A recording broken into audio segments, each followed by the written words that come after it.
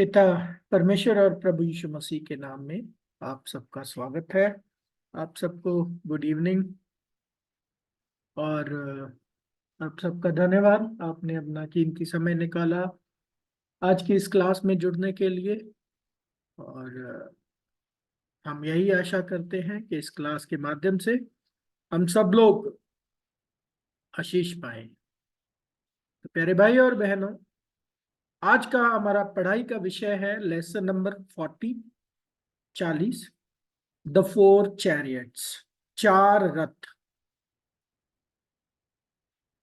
आज के इस विषय की पढ़ाई हमने जो ली है वो एक भविष्यवाणी दर्शन के जरिए ली है, जो पुराने नियम में जकरिया की किताब में देखा गया दर्शन। और वो दर्शन क्या दर्शाता है? परमेश्वर के अनुग्रह से, परमेश्वर की पवित्र आत्मा की अगुवाई से आज हम देखेंगे। लेकिन पहले वो दर्शन पढ़ लेंगे। वो दर्शन क्या है? चलेंगे जकरिया की किताब, जकरिया चैप्टर 6 वर्स 1 to 8। जकरिया अध्याय 6 1 से लेके 8 वचन।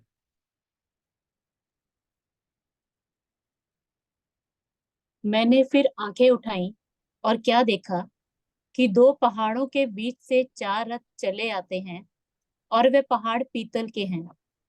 पहले रथ में लाल घोड़े और दूसरे रथ में काले, तीसरे रथ में श्वेत और चौथे रथ में चितकबरे और बादामी घोड़े हैं।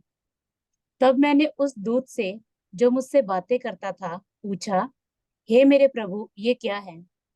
दूत ने मुझसे कहा, ये आकाश की चारों वायु है जो सारी पृथ्वी के प्रभु के पास उपस्थित रहते हैं, परंतु अब निकल आए हैं।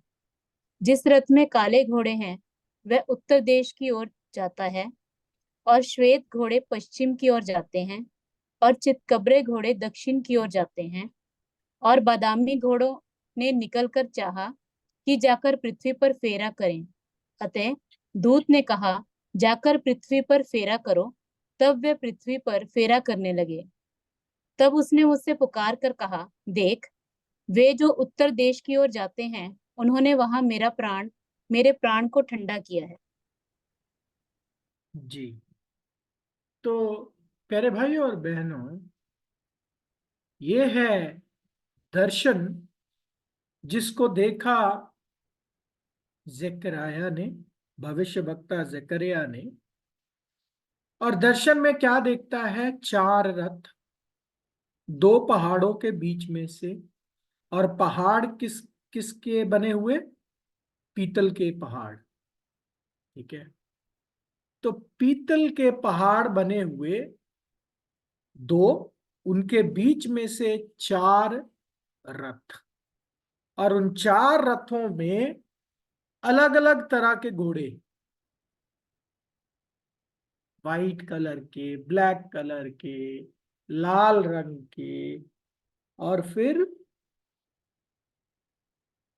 चितकबरे, जिसमें दो रंग है। चितकबरों में दो रंग है, बादामी और एक दूसरा।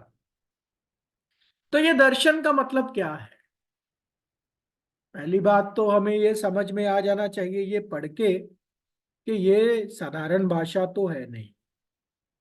ये भविष्य वक्ता जकरिया को दिखाया गया एक दर्शन है, जिसमें ऑब्वियसली भविष्यवाणी छिपी हुई है। और इस भविष्यवाणी को हम कैसे समझते हैं? जब हम भविष्यवाणी को खोलने की चाबियां लगाते हैं, चिन्हों की भाषा को सही तरीके से जब अनुवाद करते हैं, तब हम सही अनुवाद और सही मतलब तक पहुंच सकते हैं। तो चलो चिन्हों को समझने की कोशिश करते हैं एक एक करके। ठीक है, और चलते हैं पहले वचन। ठीक है, सबसे पहला वचन, फिर हम धीरे धीरे 8 वचन तक चलते जाएंगे और देखेंगे इसका मतलब क्या है। जी।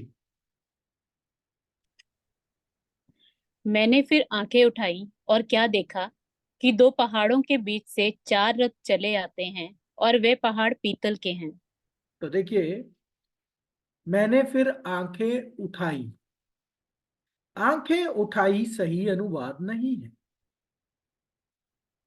आपके नीचे ही अगर आप स्क्रीन पे देखो, इंग्लिश में वचन है एंड आई टर्न्ड। टर्न शब्द का मतलब उठाना नहीं होता है। टर्न शब्द का मतलब होता है मुड़ के देखना, पीछे देखना। तो जब मैंने पीछे देखा तो क्या देखता हूं? दो पहाड़। ठीक है। तो इसका मतलब है ये भविष्यवाणी की शुरुआत जकरिया के समय से भी पहले से चल रही थी। मतलब वो बीत गया हुआ समय था, उधर से ये भविष्यवाणी की शुरुआत होती है। सिंपल शब्दों में, जकरिया ने जब ये दर्शन देखा उस वक्त ये भविष्यवाणी प्रोग्रेस में थी, चल रही थी।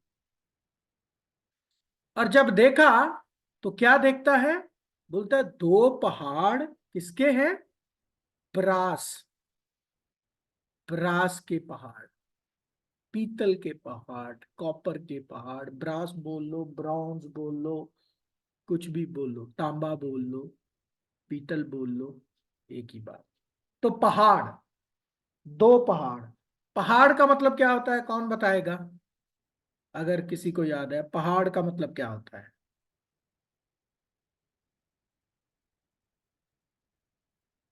पहाड़ का मतलब क्या होता है, चैट में लिख के भेजिए।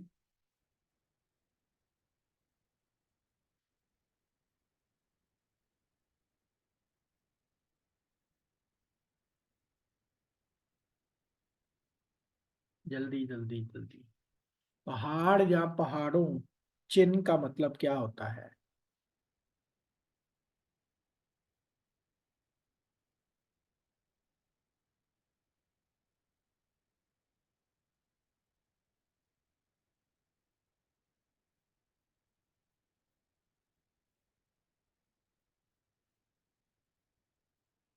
नहीं। कोई और? ओके, चलो आपको हिंट देता हूं कि पहाड़ का मतलब क्या होता है। दानियल दूसरा अध्याय 44 और 45 वचन में पहाड़ का मतलब है। अब अगर इसमें से भी कोई नहीं बता पाएगा तो हमें और पढ़ाई की जरूरत है। जी पढ़िए, दानियल दूसरा अध्याय 44 और 45। और उन राजाओं के दिनों में स्वर्ग का परमेश्वर एक ऐसा राज्य उदय करेगा जो अनंत काल तक ना टूटेगा, और ना वह किसी दूसरी जाति के हाथ में किया जाएगा, वरन वह उन सब राज्यों को चूर चूर करेगा और उनका अंत कर डालेगा, और वह सदा स्थिर रहेगा। जैसा तूने देखा कि एक पत्थर किसी के हाथ के बिन खोदे पहाड़ में से उखड़ा, और उसने लोहे, पीतल, मिट्टी, चांदी और सोने को चूर चूर किया, इसी रीति महान परमेश्वर ने राजा को जताया है कि इसके बाद क्या क्या होने वाला है, ना स्वप्न में और ना उसके अर्थ में कुछ संदेह है। जी, इस वचन में पहाड़ शब्द का अनुवाद है। पहाड़ का मतलब इधर है। क्या है पहाड़ का मतलब?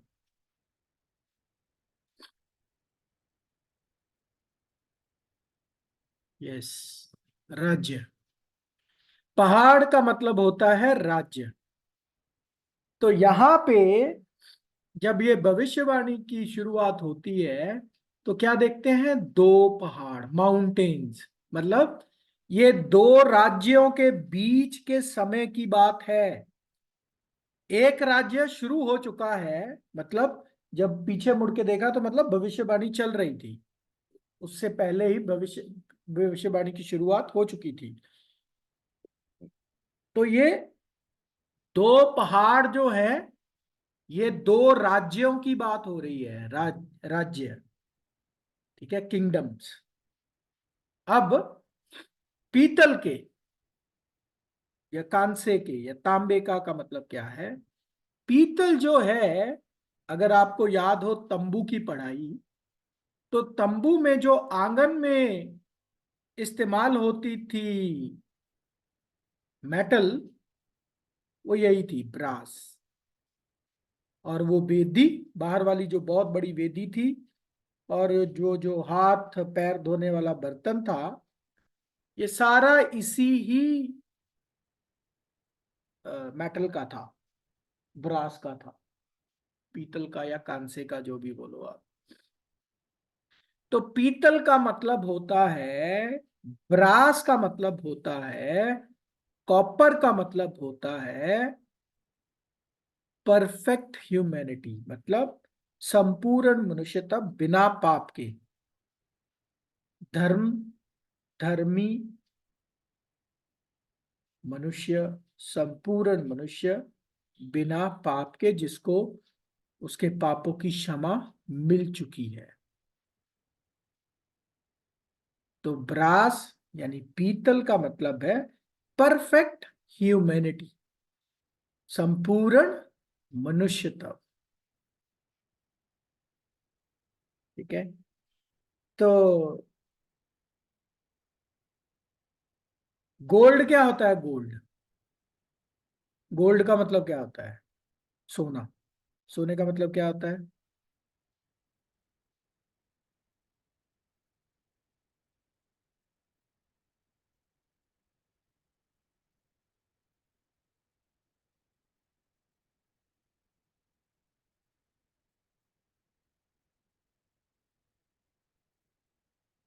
गोल्ड का मतलब क्या होता है? सोना। सोने का मतलब होता है, गोल्ड का मतलब होता है डिवाइन नेचर, ईश्वरीय स्वभाव। और पीतल और सोना एक जैसे दिखते हैं। तो कहने का मतलब, जो मैं आपको बोल रहा हूं, ब्रास यानी पीतल का मतलब होता है संपूर्ण मनुष्य तब। और संपूर्ण मनुष्य तब कैसा दिखता है? संपूर्ण मनुष्य तब में परमेश्वर का स्वभाव है, डिवाइन नेचर के गुण हैं। परमेश्वर के स्वभाव में कितने गुण हैं? चार, है ना? तो जैसे सोना ईश्वरीय स्वभाव और पीतल संपूर्ण मनुष्य तब है, जैसे पीतल सोने जैसा दिखता है, ऐसे ही मनुष्य जो है वो परमेश्वर के इमेज पर बनाया गया है, परमेश्वर के स्वरूप पर बनाया गया है मनुष्य जाति को, है ना, मनुष्य को। और कौन मनुष्य? संपूर्ण मनुष्य। हर कोई जो आज की गिरे हुए परिस्थिति में है, उसको हम परमेश्वर के साथ तुलना नहीं कर सकते। संपूर्ण मनुष्यत्व में वो चारों गुण सही से काम करते हैं। अ, ये बात तो हम जानते ही हैं, लेकिन पढ़ ले उत्पत्ति 1:26 के मनुष्य को परमेश्वर ने अपने स्वरूप और अपने जैसा बनाया, यानी कि वो स्वभाव दिया। जी। हाँ। फिर परमेश्वर ने कहा, हम मनुष्य को अपने स्वरूप के अनुसार अपनी समानता में बनाएं, और वे समुद्र की मछलियों और आकाश के पक्षियों और घरेलू पशुओं और सारी पृथ्वी पर और सब रेंगने वाले जंतुओं पर जो पृथ्वी पर रेंगते हैं अधिकार रखें। जी। तो परमेश्वर ने, यानी कि ईश्वर ने, ईश्वरीय स्वभाव रखने वाले परमेश्वर ने अपने स्वरूप के ऊपर, यानी गोल्ड के स्वरूप के ऊपर पीतल बनाया। पीतल मतलब संपूर्ण मनुष्य तब बनाया, संपूर्ण मनुष्य बनाया जो बिना पाप के था, जिसमें कोई कमी नहीं थी। तो ये दो पहाड़ों का मतलब है दो संपूर्ण मनुष्यों के राज्य, दो संपूर्ण मनुष्य के राज्य। अब प्रश्न ये उठता है कि ये पहला राज्य कब शुरू हुआ और ये दूसरा राज्य कब शुरू होगा? याद रखो, ये दो संपूर्ण मनुष्यों के राज्य हैं, दो राज्य संपूर्ण मनुष्यों के। पहला राज्य कब हुआ था चालू? पहला संपूर्ण मनुष्य कौन था?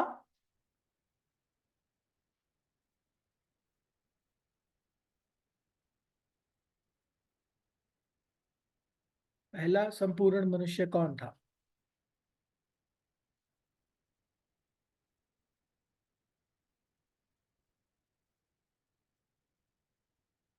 आदम। बिल्कुल सही बात, आदम। क्या आदम के पास कोई राज्य था?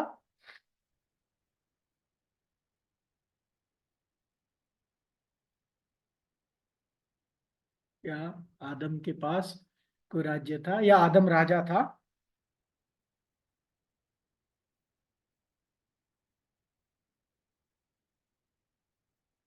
जल्दी।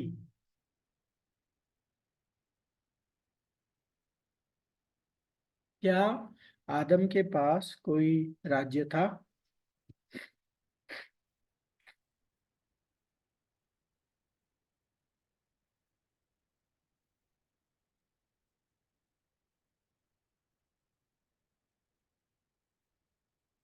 आदम के पास राज्य था या नहीं था?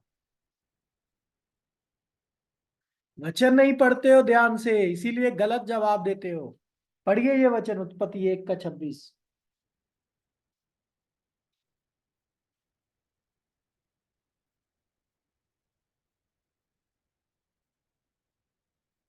उत्पत्ति 1 का 26।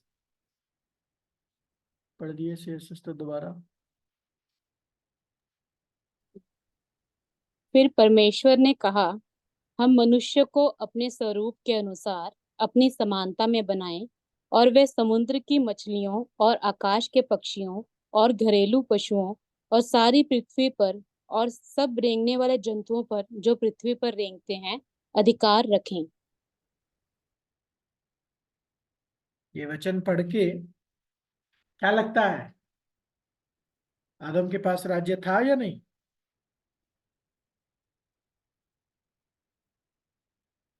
यस। परमेश्वर ने आदम को क्या बनाया था? पृथ्वी का राजा। पहले संपूर्ण मनुष्य को पृथ्वी का राजा बनाया था। भजन संगीता 8वां अध्याय 5 वचन। क्योंकि तूने उसको परमेश्वर से थोड़ा ही कम बनाया है और महिमा और प्रताप का मुकुट उसके सिर पर रखा है। क्योंकि तूने उसको लिटिल लोअर देन एंजल्स बनाया है, स्वर्गदूतों से थोड़ा कम, और उसके सर के ऊपर मुकुट रखा है। और मुकुट जो होता है वो राजाओं के पास होता है। तो परमेश्वर ने पहले संपूर्ण मनुष्य को एक राज्य दिया। तो इसलिए ये भविष्यवाणी की शुरुआत जो जकरिया बोल रहा है, दो पहाड़ों के बीच में से एक रथ, तो पहला पहाड़ जहां पे ये मनुष्य, यहाँ पे ये भविष्यवाणी शुरू होती है, वो है आदम का राज्य, यानी अदन की वाटिका से। दूसरा राज्य कब होगा? दूसरा संपूर्ण मनुष्य कौन? दूसरा संपूर्ण मनुष्य कौन है?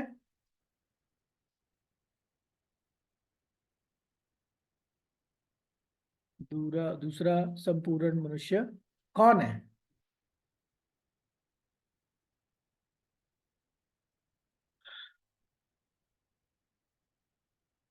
प्रभु यीशु मसीह। क्या उनके पास कोई राज्य होगा? क्या उनका कोई राज्य होगा? क्या है?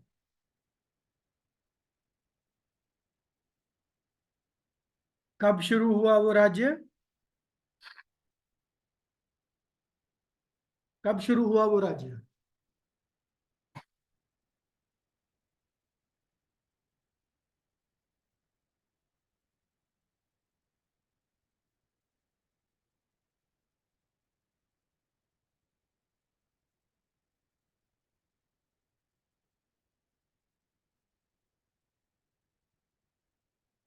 Very good, very good.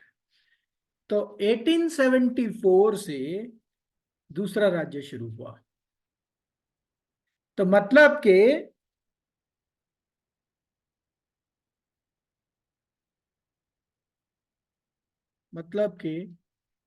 आदम से लेकर 1874 के बीच का समय है इस भविष्यवाणी का।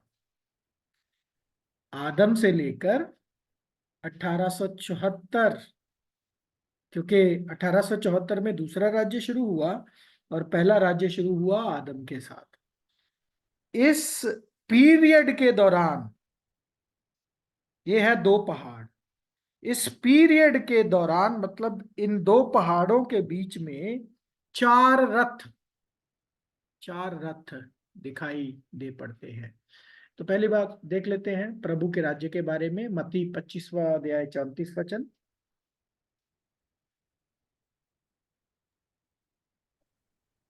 तब राजा अपनी दाहिनी ओर वालों से कहेगा, हे मेरे पिता के धन्य लोगों, आओ उस राज्य के अधिकारी हो जाओ जो जगत के आदि से तुम्हारे लिए तैयार किया हुआ है।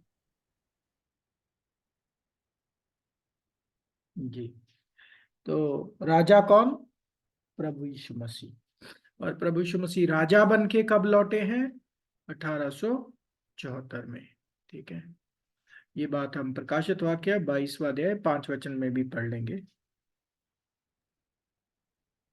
और फिर रात न होगी और उन्हें दीपक और सूर्य के उजियाले की आवश्यकता न होगी, क्योंकि प्रभु परमेश्वर उन्हें उजियाला देगा और वे युगानुयुग राज्य करेंगे।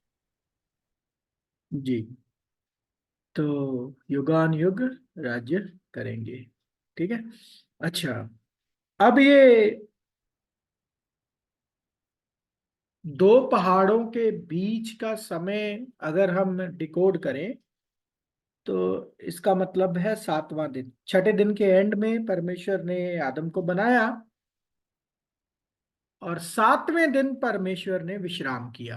राइट, परमेश्वर ने सातवें दिन विश्राम किया। तो ये परमेश्वर का वो सातवें दिन का, अगर बोले सातवें दिन का मतलब जो पूरा प्रोसेस है, उसकी भविष्यवाणी, उसका दर्शन परमेश्वर ने जकरिया को दिखाया है। और ये परमेश्वर का सातवां दिन कितना लंबा है? परमेश्वर का सातवां दिन कितना लंबा है?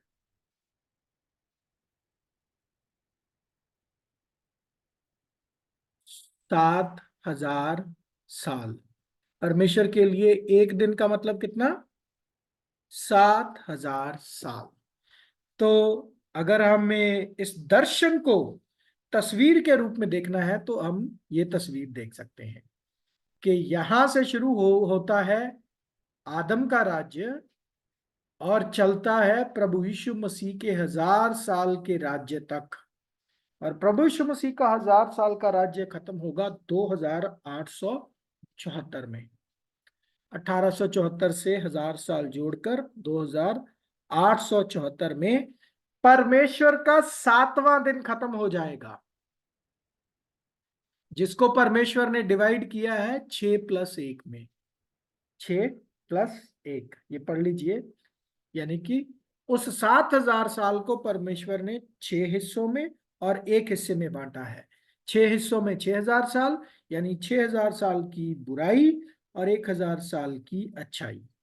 अय्यूब 5वां अध्याय 19 वचन में पढ़ लें। वह तुझे 6 विपत्तियों से छुड़ाएगा, वरन 7 से भी तेरी कुछ हानि न होने पाएगी। जी, है ना। तो 6 विपत्तियों से छुड़ाएगा, 7 में कोई हानि ना होगी। ठीक है। अच्छा, अब दो पहाड़ों के बीच का जो एरिया होता है उसको क्या बोलते हैं पता है? घाटी। घाटी बोलते हैं ना। तो वैली।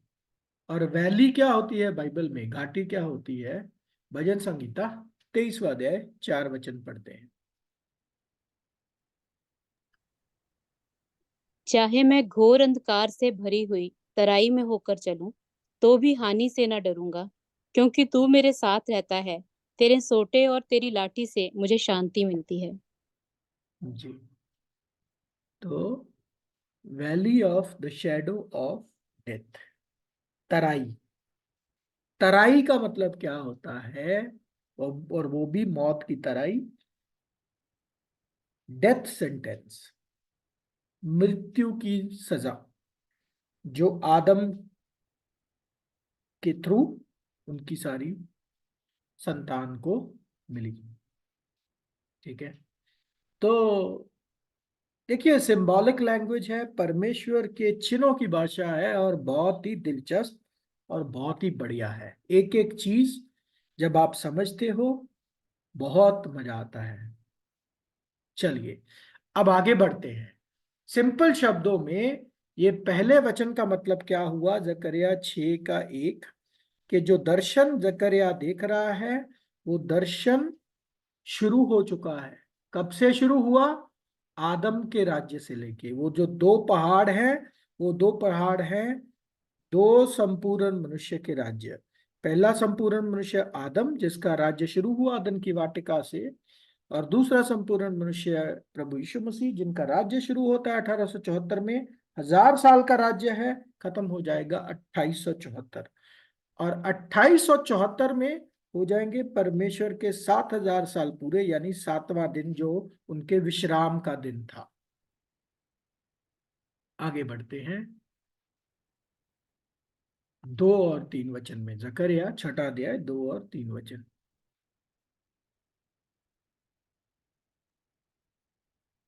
पहले रथ में लाल घोड़े और दूसरे रथ में काले, तीसरे रथ में श्वेत और चौथे रथ में चितकबरे और बादामी घोड़े हैं। पहले में लाल, दूसरे में काले, तीसरे में वाइट, चौथे में चितकबरे, है ना। अब इनका क्या मतलब है? घोड़ों का मतलब क्या है, इनके रंगों का मतलब क्या है, चैरेट रथ का मतलब क्या है? यही प्रश्न दर्शन में पूछा जकरिया ने। चौथे वचन में देखिए। तब मैंने उस दूत से जो मुझसे बातें करता था पूछा, हे मेरे प्रभु, ये क्या है? तो दूत ने क्या उत्तर दिया 5वें वचन में? दूत ने मुझसे कहा, ये आकाश की चारों वायु हैं, जो सारी पृथ्वी के प्रभु के पास उपस्थित रहते हैं, परंतु अब निकल आए हैं। ये क्या है? आकाश की चारों हवाएं हैं जो निकल के आके प्रभु के सामने इस पृथ्वी पर खड़े हैं। अच्छा, ये दूत ने उत्तर दिया। अब दूत ने उत्तर दिया कि ये हवाएं हैं। हवाएं शब्द जो ट्रांसलेट हुआ इंग्लिश में, जो स्पिरिट है, these are the 4 spirits of the heaven. जो स्पिरिट शब्द है, ये इब्रानी भाषा रुवाक, RUWACH से अनुवाद हुआ है, ब्रेथ ऑफ लाइफ। और इसका मतलब क्या है? अयूब 12वां अध्याय 10 वचन में देख लें। उसके हाथ में एक एक जीवधारी का प्राण और एक एक देहधारी मनुष्य की आत्मा भी रहती है। तो ये स्पिरिट, जिसको हवाएं बोला है, रुवाक मतलब जीवन का सांस। जीवन का सांस मतलब परमेश्वर देते हैं।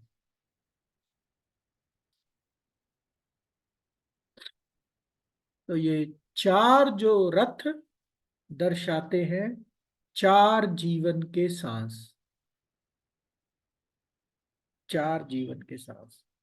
आप सोच रहे होंगे जीवन का सांस तो एक ही है। यस, सांस एक ही है, लेकिन ये जो चार रथ दर्शा रहे हैं, ये मनुष्य जाति के चार बंटवारे हैं। परमेश्वर ने मनुष्य जाति को चार हिस्सों में बांटा है। कैसे? वो एक एक घोड़े के रंगों से हमें पता चलेगा। ठीक है। तो अगर आप तीसरे वचन, दूसरे और तीसरे वचन में देखो, इधर सबसे पहले आपको मिलेंगे लाल घोड़े। लेकिन जब दूत जो है वो एक्सप्लेन करना शुरू करता है, तो वो शुरू किससे करता है? देखते हैं। सबसे पहले किसका अनुवाद करता है? 6 वचन में चलते हैं।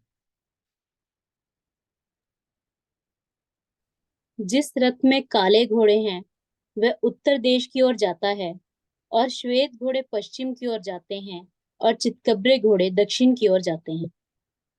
तो काले घोड़े, सबसे पहले हम करेंगे काले घोड़ों की बात, क्योंकि ये काले घोड़े जो हैं ये उत्तर दिशा में जा रहे हैं।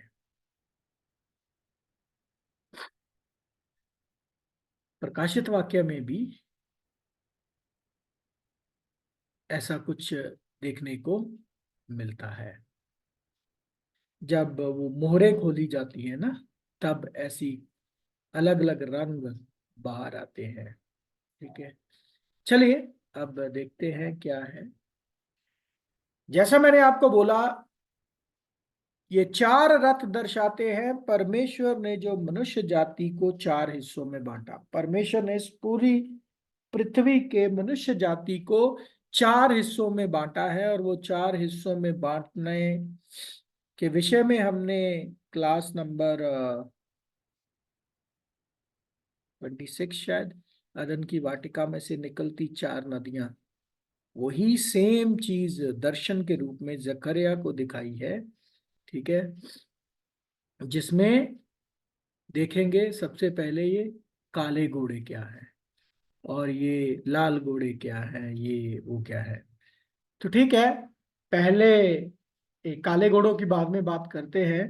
ऑर्डर में चलते हुए ये लाल घोड़े देखेंगे जो दूसरे अध्याय में है, कि ये लाल घोड़े क्या है, फिर देखेंगे काले घोड़े, और फिर देखेंगे वो। तो लाल घोड़े क्या है, ये लाल घोड़े। ठीक है,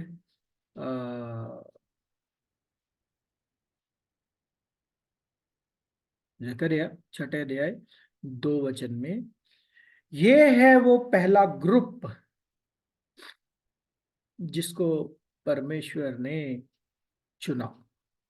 कौन है ये ग्रुप जिसको परमेश्वर ने बड़ी खास अहमियत देते हुए चुना है? क्या दर्शाता है ये? तो ये पता चलेगा घोड़ों के रंग से। अब रंग इनका क्या है? लाल। और लाल रंग क्या दर्शाता है? गिनती 19वां अध्याय 2 और 3 वचन में देख लेते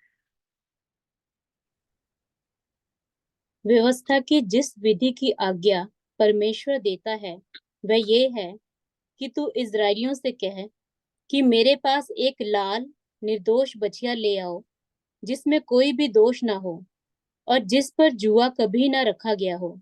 तब उसे एलियाजर याजक को दो, और वह उसे छावनी से बाहर ले जाए, और कोई उसको एलियाजर याजक के सामने बलिदान करे। तो ये वचन क्या दर्शाता है? ये वचन एक बलिदान की बात कर रहा है, जो तंबू के अंदर नहीं हो रहा है, तंबू के बाहर होता है ये बलिदान।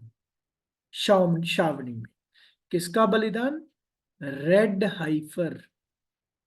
रेड हाइफर को हिंदी में क्या बोला है? बछड़ा। कौन सा बछड़ा? लाल बछड़ा।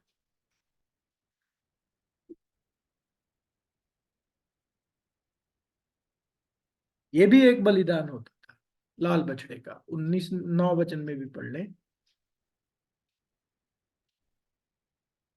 फिर कोई शुद्ध पुरुष उस बछिया की राख बटोरकर छावनी के बाहर किसी शुद्ध स्थान में रख छोड़े, और वह राख इस्राएलियों की मंडली के लिए अशुद्धता से छुड़ाने वाले जल के लिए रखी रहे, वह तो पाप बलि है। जी, तो ये जो पाप बलि है, ये तंबू के अंदर नहीं, तंबू के बाहर होती थी। इसका मतलब क्या है? कि ये वो मनुष्य जाति में से ये वो झुंड है जिसने बलिदान तो दिया, लेकिन कब? तंबू के बाहर, यानी कि गॉस्पेल एज से पहले। प्रभु यीशु मसीह और कलीसिया के बलिदान से भी पहले एक बलिदान हुआ। कौन थे वो लोग जिन्होंने बलिदान किए? इनको बोलते हैं हम एंशियंट वर्दिस, यानी कि बुजुर्ग, जो आबिल से शुरू होकर यूहन्ना बपतिस्मा देने वाले तक पहुंचते हैं। सबने बलिदान दिया, इब्राहिम, इसहाक, याकूब, दानियल, यशाया, एजिकियल, यिर्मयाह, आबिल, हनूक, सारे, यूसुफ, यहाँ तक के प्रभु यीशु मसीह के पिताजी यूसुफ, उन्होंने भी बलिदान दिया है। तो ये लाल घोड़े दर्शाते हैं वो झुंड जिन्होंने प्रभु यीशु मसीह और कलीसिया से पहले बलिदान दिया, जिनकी गवाही इब्रानियों 11वां अध्याय 35 से लेके 37 वचन में देखते हैं। स्त्रियों ने अपने मरे हुओं को फिर जीवते पाया, कितने तो मार खाते खाते मर गए और छुटकारा न चाहा, इसीलिए कि उत्तम पुनरुत्थान के भागी हों।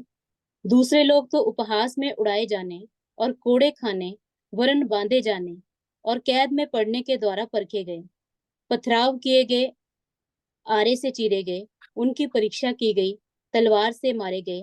वे कंगाली में और कलेश में और दुख भोगते हुए भेड़ों और बकरियों की खालें ओढ़े हुए इधर उधर मारे मारे फिरे। तो देखिए, इन्होंने ऐसा विश्वास दिखाया, ऐसी वफादारी दिखाई परमेश्वर के लिए कि मिसालें छोड़ी।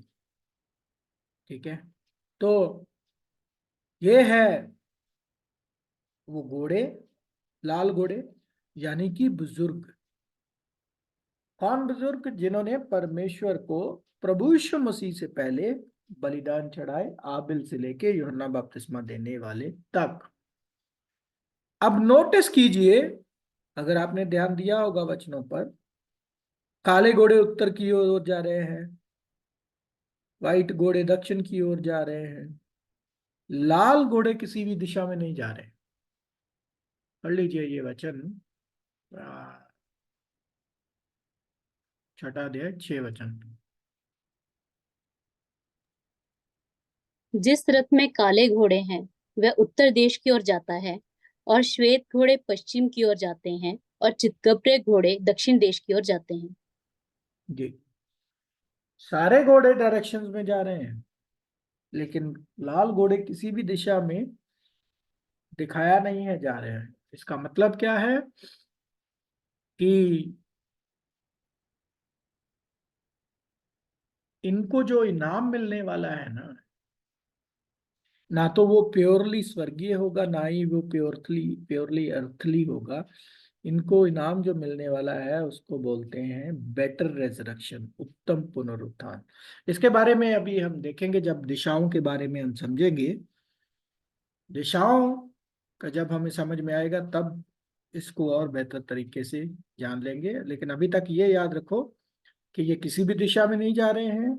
ये मनुष्य जाति का वो ग्रुप है, मनुष्य जाति में से चुना हुआ, जो प्रभु यीशु मसीह से पहले परमेश्वर के प्रति वफादार रहा, बलिदान भी चढ़ाए, अपनी जान भी दी, बहुत साफ जीवन भी जिया। तो ये है लाल घोड़े। अब चलते हैं काले घोड़ों की ओर। काले घोड़े, काले घोड़ों का मतलब क्या है, यानी कि ये कौन सा झुंड दर्शाता है? ठीक है, काला रंग क्या दर्शाता है?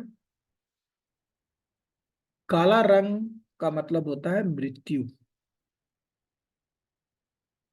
आपको पता हो, जब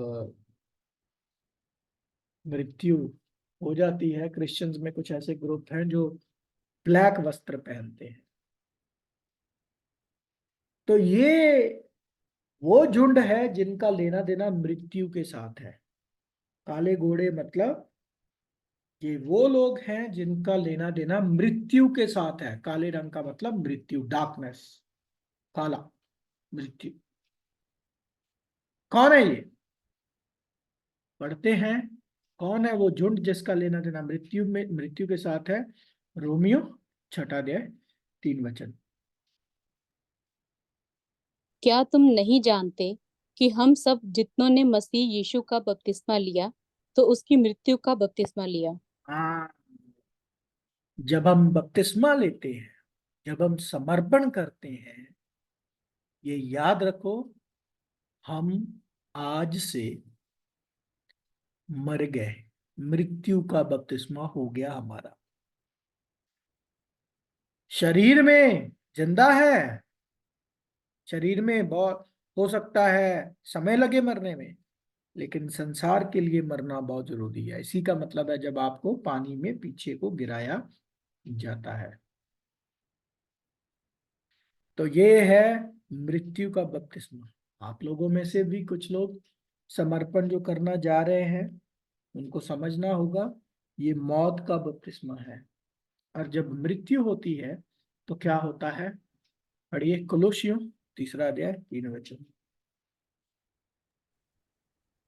क्योंकि तुम तो मर गए और तुम्हारा जीवन मसीह के साथ परमेश्वर में छिपा हुआ है। तुम तो मर गए। जिस दिन हम समर्पण करते हैं उस दिन हम मरते हैं। क्या होते हैं? मरते हैं। और ये जो वाचा है, ये मृत्यु की वाचा है, ये बलिदान की वाचा है। भजन संगीता 50:5।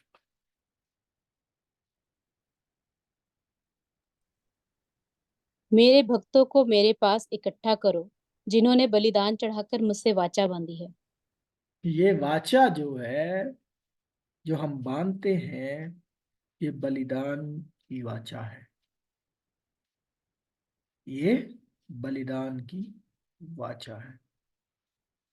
और इस वाचा में परमेश्वर को आपके शरीरों का जीवित बलिदान चाहिए। रोमियो 12 अध्याय 1 वचन।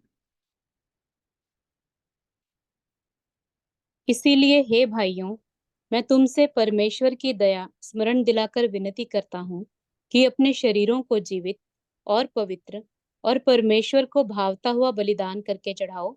यही तुम्हारी आत्मिक सेवा है। तो इस वाचा में आपको जो बलिदान चढ़ाना है वो अपनी देहियों का पवित्र बलिदान, यानी परमेश्वर की सेवा में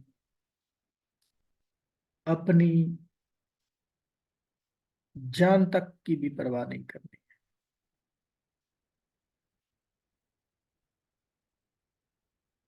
और ये क्लास, यानी कि वफादार क्लास जो है, प्रभु की दुल्हन, प्रभु की कलीसिया, इसका रंग कैसा है पता है? जो प्रभु की दुल्हन होने जा रही है या होगी, उसका रंग कैसा है? इसको श्रेष्ठ गीत, सॉन्ग्स ऑफ सोलोमन, सुलेमान के गीतों में पढ़ो। पहला अध्याय 5 और 6 वचन। हे यरूशलेम की पुत्रियों, मैं काली तो हूँ परंतु सुंदर हूँ, केदार के तंबुओं के और सुलेमान के पर्दों के तुल्य हूँ। मुझे इसीलिए न घूर कि मैं सांवली हूँ, क्योंकि मैं धूप से झुलस गई। मेरी माता के पुत्र मुझसे अप्रसन्न थे। उन्होंने मुझको दाग की बारियों की रखवालिन बनाया, परंतु मैंने अपनी निज दाग की बारी की रखवाली नहीं की।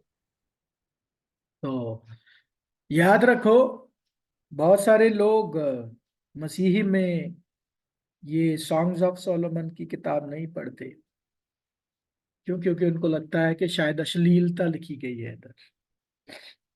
नहीं, ये जो इधर रिश्ता बयान हो रहा है ना, ये सारा चिन्ह की भाषा में प्रभु यीशु मसीह और उसकी दुल्हन के बीच का रिश्ता है, जिसमें वो पुरुष जो है वो प्रभु यीशु मसीह है और जो दुल्हन है वो कलीसिया है।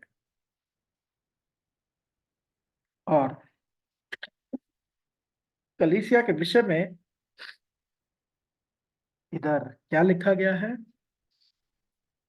काली तो हूं, सुंदर हूं।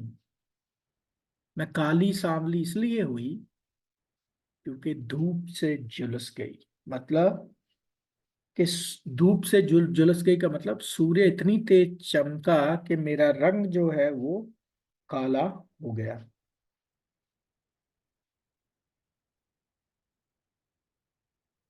अब ये धूप का मतलब क्या है? धूप समझते? धूप, जब तेज धूप पड़ती है तो धूप का मतलब क्या है?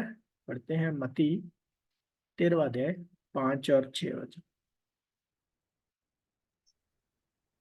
कुछ बीज पथरीली भूमि पर गिरे, जहां उन्हें बहुत मिट्टी न मिली, और नरम मिट्टी ना मिलने के कारण वे जल्द उग आए। पर सूरज निकलने पर वे जल गए और जड़ ना पकड़ने से सूख गए। क्या हुआ? सूरज निकलने पर वह जल गए। अब ये सूरज, ये दृष्टांत में ये सूरज क्या दर्शाता है?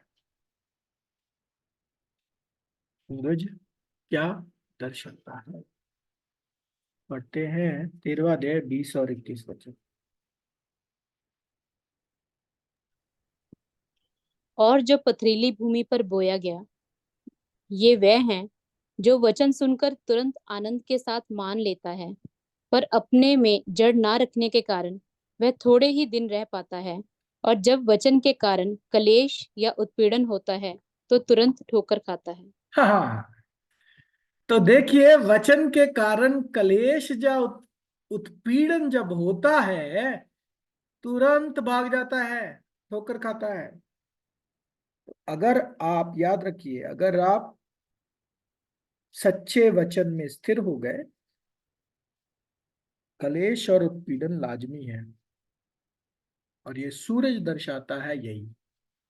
सूरज का मतलब है कलेश और उत्पीड़न और विरोधता, और जो परेशानियों का सामना हमें मसीह में रहते हुए करना है। तो ये है वो कलेश, परेशानियां। तो दुल्हन क्या बोलती है? मैं काली हूं, धूप की वजह से झुलस गई। धूप का मतलब है कलेश, विरोधताएं, दुख, परेशानियां। और पढ़ लीजिए, कलीसिया में जाने वाला एक एक मेंबर्स को ये सहना होगा। प्रेरितों के काम 14वां अध्याय 22 वचन।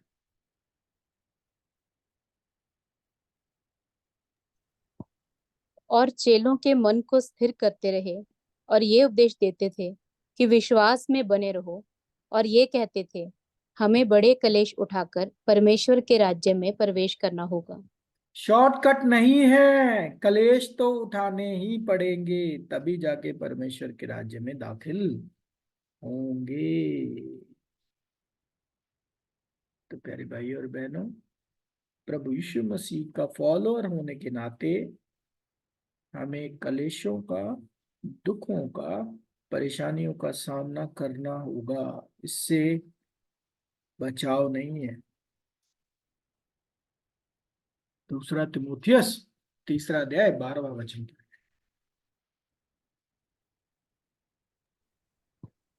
पर जितने मसीह यीशु में भक्ति के साथ जीवन बिताना चाहते हैं, वे सब सताए जाएंगे। अंडरलाइन करो, वह सब सताए जाएंगे, एक्सेप्शन कोई नहीं है। सबका सताए जाना लाजमी है, क्योंकि जब हम दुखों का सामना करते हैं तभी आज्ञा पालन में आते हैं। ठीक है। इसी तरीके से दुख सहकर ही नई सृष्टि की बढ़ोतरी होती है, नई सृष्टि ईश्वरीय स्वभाव में डलती है। तो काले घोड़े का मतलब है कलीसिया, जिन्होंने मृत्यु की वाचा बांधी है, जो बपतिस्मे में मर गए हैं। ये कौन सी दिशा में जा रहे हैं? उत्तर दिशा में। उत्तर दिशा का मतलब क्या होता है? पढ़ते हैं भजन संगीता 75वां अध्याय 6 से लेकर 7 वचन। क्योंकि बढ़ती ना तो पूरब से, ना पश्चिम से, और ना जंगल की ओर से आती है, परंतु परमेश्वर ही न्यायी है। वह एक को घटाता और दूसरे। बढ़ती न पूरब से, न पश्चिम से, न दक्षिण से। किधर से आती है? उत्तर से।